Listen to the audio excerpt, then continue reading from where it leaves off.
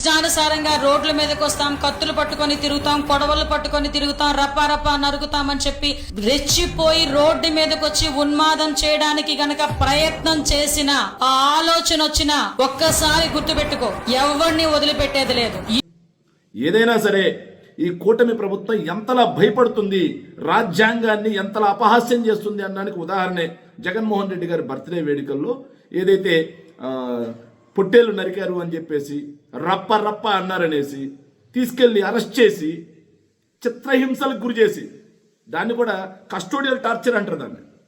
వాళ్ళు ఏమన్నా స్మగ్లర్లా? వాళ్ళు ఏమన్నా గంజాయి స్మగ్లింగ్ చేస్తా ఉన్నారా? లేకపోతే తెలుగుదేశం పార్టీ వాళ్ళు 14 మంది కలిసి రాఫ్తాడు ఏడుగుర్రాలపల్లెలో ఒక మైనర్ బాలిక మీద అత్యాచారం చేసినట్టుగా వాళ్ళు ఏమన్నా అత్యాచారం చేశారా? హత్యలు చేశారా? ఏమీ లేదు.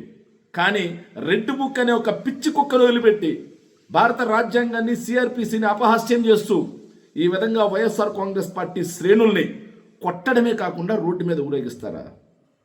నారా లోకేష్ ఒకటి గుర్తుపెట్టుకో, హోంమంత్రి అనిత గారు ఒకటి గుర్తుపెట్టుకోండి, మీరు ఈరోజు ఏదైతే విత్తుతున్నారో అదే వటవృక్షం అయిపోతుంది, అదే గిర్రం తిరిగి మీ మెడకు చుట్టుకుంటుంది.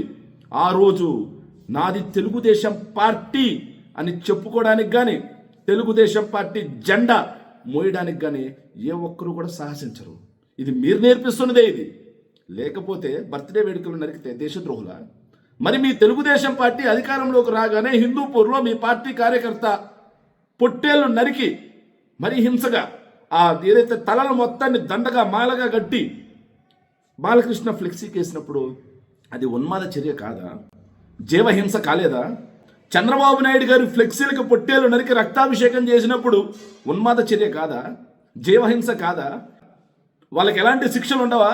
తెలుగుదేశం పార్టీ వాళ్ళు రేపులు చేసినా శిక్షలు ఉండవు, తెలుగుదేశం పార్టీ వాళ్ళు హత్యలు చేసినా శిక్షలు ఉండవు, తెలుగుదేశం పార్టీ వాళ్ళు ఇలా పొట్టేలు నరికినా కానీ ఉన్మాద చర్య కాదు. మరి వాళ్ళకొక న్యాయం, మాకొక న్యాయం నడుస్తూ ఉందా? పోలీసు వారిని అడుగుతా ఉన్నా నేరుగా నేను. అధికార పార్టీలో ఉండే వాళ్ళు ఏం చేసినా సరే శిక్షలు ఉండవా? ప్రతిపక్షం వాళ్ళు ఏం చేసినా సరే దాన్ని ఒక భూతత్వంలో చూపిస్తూ, ఏమీ చేయకపోయినా వాళ్ళని ఒక ఉన్మాదుల్లో చూపిస్తూ, ఇది ఎంతవరకు సమంజసం అని చెప్పి నేను అడుగుతా ఉన్నా.